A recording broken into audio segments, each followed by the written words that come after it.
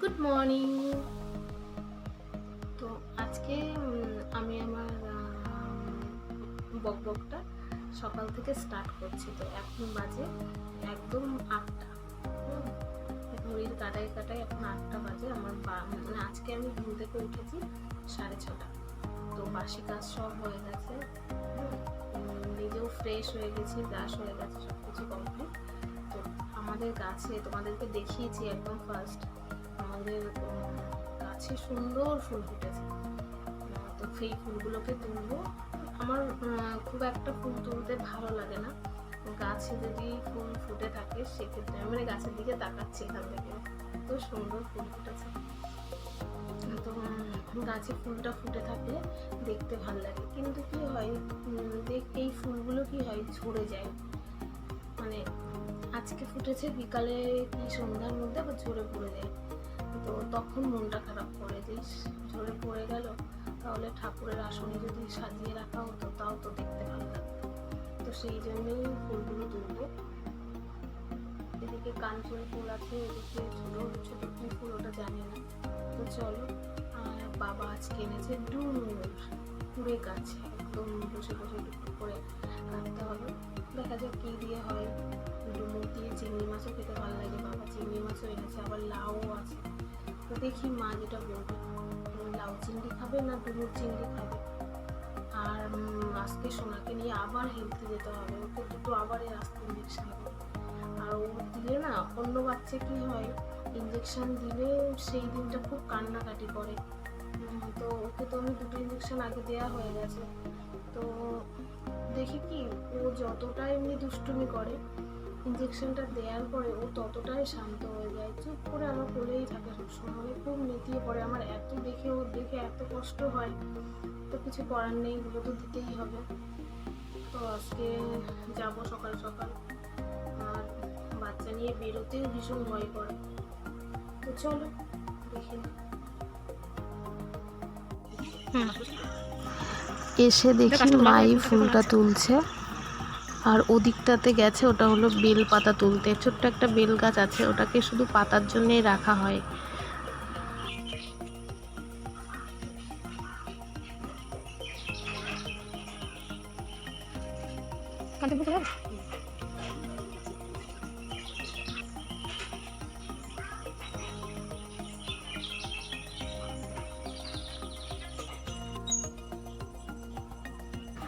কাপড়গুলো মেলে দিয়ে এবার গিয়ে তরকারি করতে বসবো, দেখি কি রান্না হয়।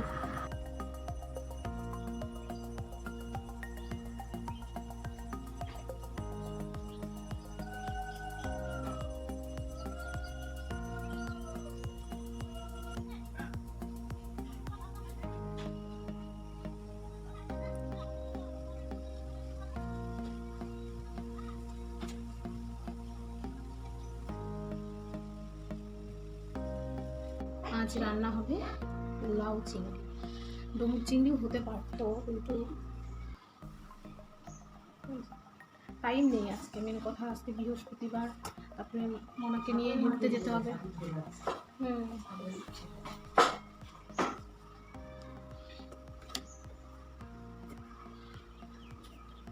ওই তুমি কাজ করে নাও, তারপরে যাবো।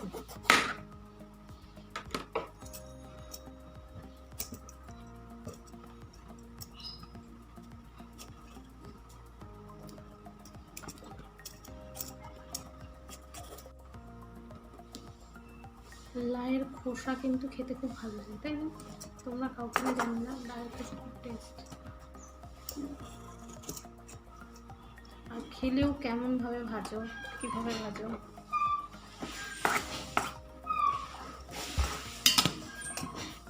কুচি লাউয়ের খোসাটাই খেতে হয়, তাহলে ভালো লাগে খেতে।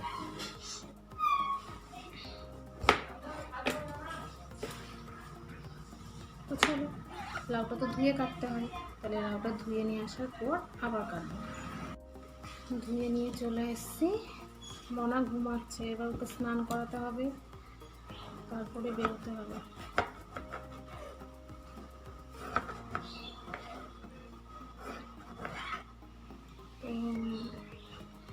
একটা রিক্সাওয়ালাকে বলা হয়েছে রিক্সা নিয়ে আসার কথা, 11টা মানে 12টার সময় যেতে বলেছে, 11:30টার সময় আসতে বলা হয়েছে।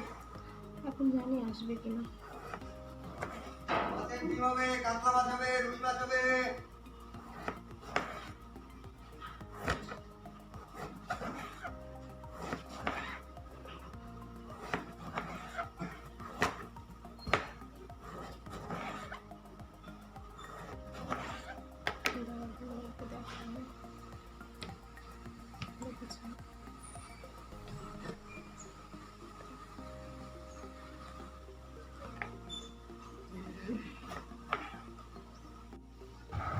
লাউটাকে আমি ঝিরিঝিরি করে কেটে নিয়েছি। আর লাগবে লঙ্কা, চিংড়ি মাছ, টমেটো, ধনেপাতা, আর এদিকে আছে বড়ি। বড়িটাকে আমি ভেজে নেব। গ্যাসটাকে কিন্তু আমি একদম সিম করে দিয়েছি, দিয়ে বড়িগুলোকে লাল লাল করে একটু ভেজে নেব।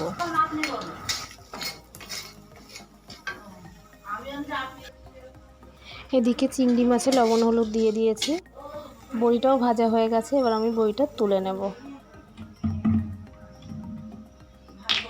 এই কড়াইতে আমি দিয়ে দেব আর একটু সর্ষের তেল, দিয়ে দিলাম চিংড়ি মাছ। খুব বেশি কিন্তু ভাজবো না। মাছটাও আমাদের ভাজা হয়ে গেছে, এবার মাছটা আমরা তুলে নেব। এবার এই কড়াইতেই দিয়ে দেবো আর একটু সর্ষের তেল, দিয়ে দিলাম 1 চামচ মতো রাঁধুনি ফোড়ন। আপনারা চাইলে জিরে ফোড়ন দিয়েও করতে পারেন, কিন্তু রাঁধুনি যারা পছন্দ করেন তারা বলবো একবার বাড়িতে ট্রাই করবেন, খুব ভালো লাগে। এবার দিয়ে দিলাম চেরা কাঁচা লঙ্কা। এবার দিয়ে দেবো একটা ছোট সাইজের টমেটো কুচি, হালকা ভেজে নেব। এবার দিয়ে দিলাম কুচি করা লাউ। লাউতে কিন্তু আমি কোনো লবণ ব্যবহার করিনি, মানে মাখিয়ে রাখিনি।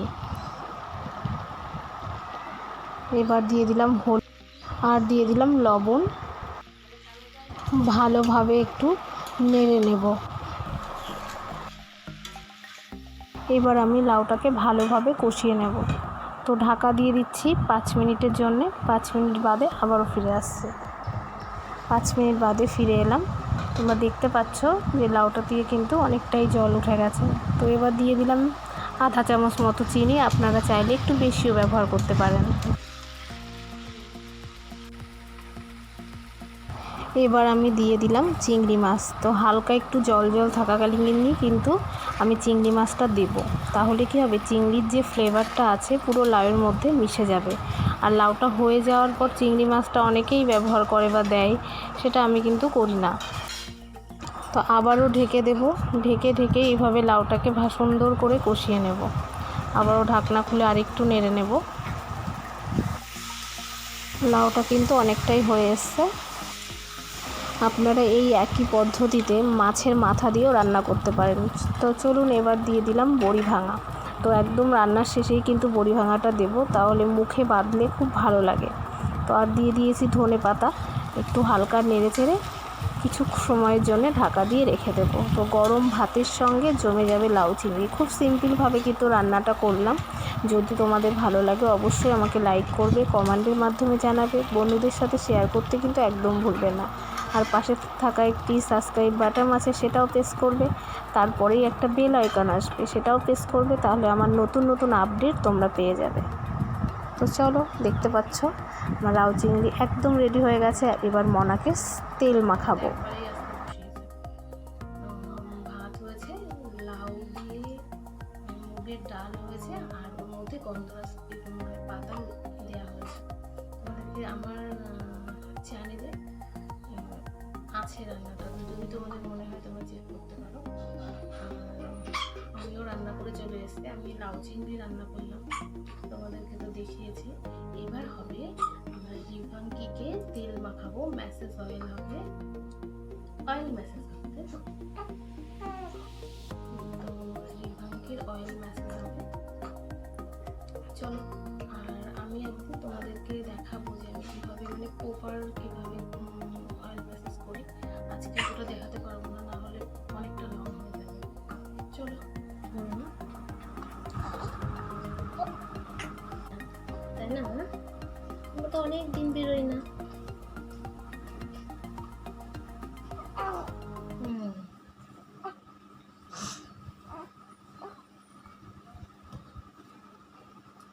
আমরা তো অনেক দিন বেরোই না। তো আমরা এখন স্নান করব, ওই জন্যে আমরা এখন অয়েল মাখছি। হ্যাঁ, অয়েল মাখছি।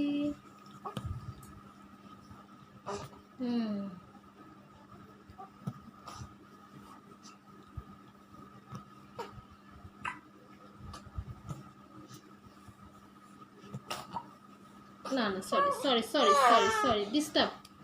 হ্যাঁ, পেটে হাত দিলেই ওর ডিস্টার্ব হয়, ডিস্টার্ব না মামনি, ডিস্টার্ব হয়।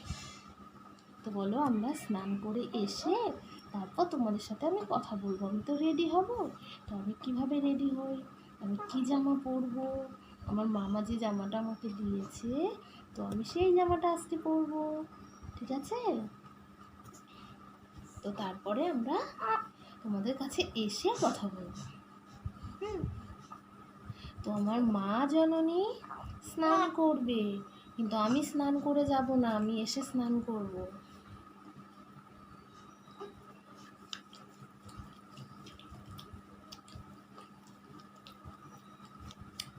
আমি কিন্তু এসে স্নান করব, আমি কিন্তু স্নান করে যাবই না, তাই না?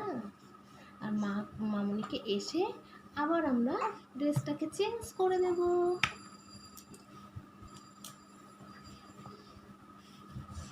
ও আমি তোমাদেরকে প্রপার একদিন দেখাবো। এখন আমার মানে একদমই টাইম নেই, আমি কিভাবে ওকে অয়েল ম্যাসাজ করি। আর অয়েল ম্যাসাজটা কিন্তু খুব জরুরি।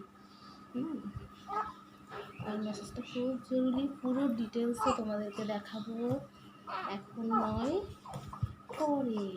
হ্যাঁ, খুব ডিস্টার্ব হয় এটুকু, এই পজিশনটুকু খুব ডিস্টার্ব। ও বাবা,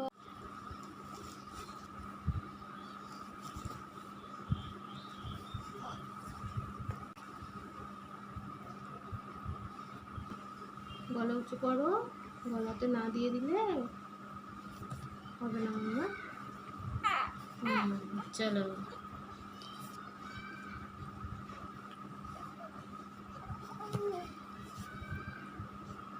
এবার জামা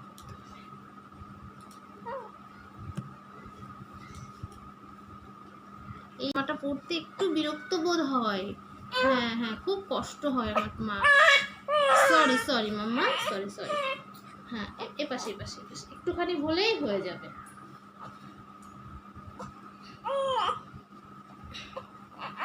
ব্যাস হয়ে গেছে তো।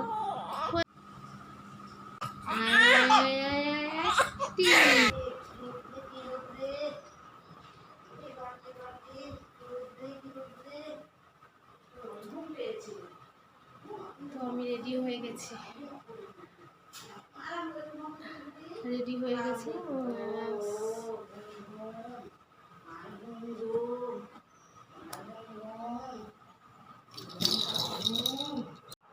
মা মাস্ক নিয়েছো?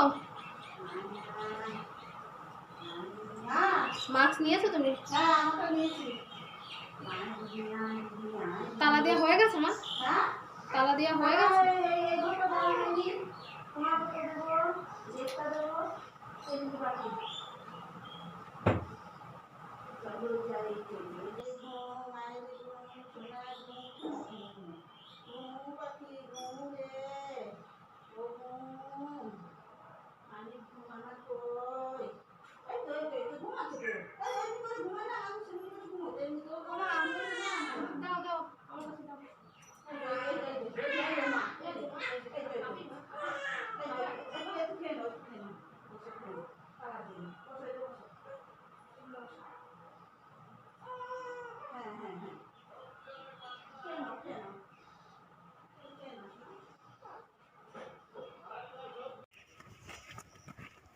চিনতে পারছো আমাদের? তোমরা চিনতে পারছো?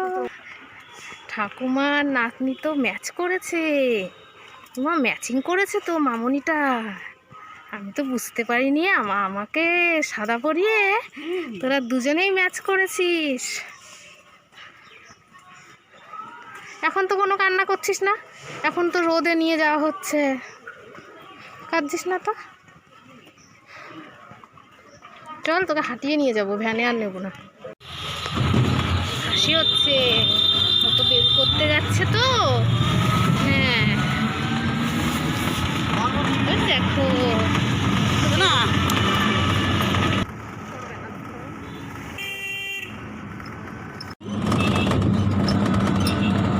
ওর এবার কোনো ব্যাপার নেই, বাড়িতে ঢুকলে কান্নাকাটি কত কিছু হয়, তাই না মা?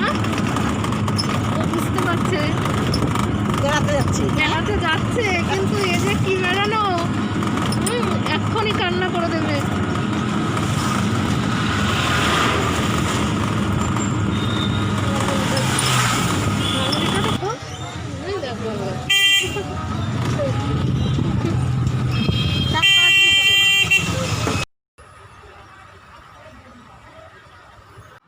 আমরা চলে এসেছি বাড়িতে, আমার সোনা ঘুমিয়ে গেছে গাড়িতে, এই মিলে গেল তো।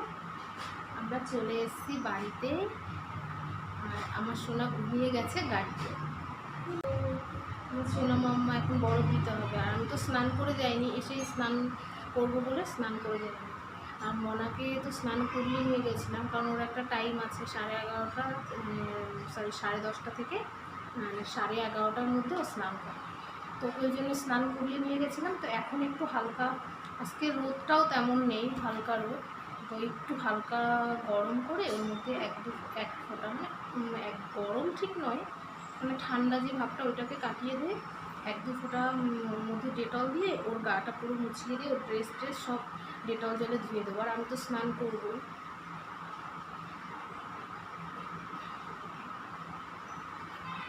তো একটু বসলাম, প্রচণ্ড গরম লেগে গেছে, ফ্যানের তলায় একটু বসে আছি। মাম্মাকে এবার একটু ডেটল, মানে মা আগে ফ্রেশ হয়ে নেবে, মার কাছে ওকে দিয়ে তারপরে আমি যাবো। তো আমাদের এই মেইন যে যশোর রোড, ওই রোডটাতে প্রচণ্ড জ্যাম।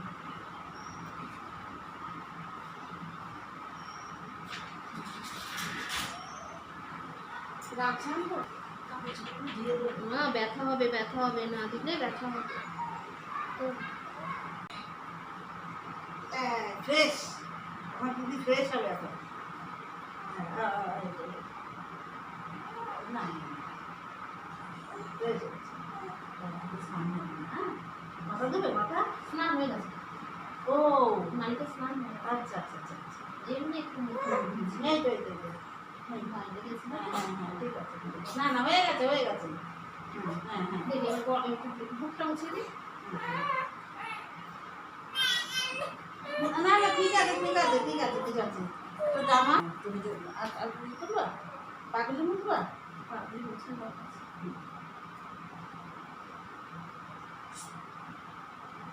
দুপুরে ছুবন লোকে খারাপ করবে ছুবন বুড়ি বুড়ি ছুবন করলে লোকে খারাপ করবে ছুবন হ্যাঁ ছুবন করবে এই ঘরে মনে ছোট জামা নেই, ওই ঘরেই আছে ছোট পাতলা জামা নেই ঘরে গেছো জামা নিয়ে আসো, ওই ঘরে নেই শুকনোটা জামা। হ্যাঁ আমার ছোট বুড়ি বলছে না, না হলে আমার বসে থাকে।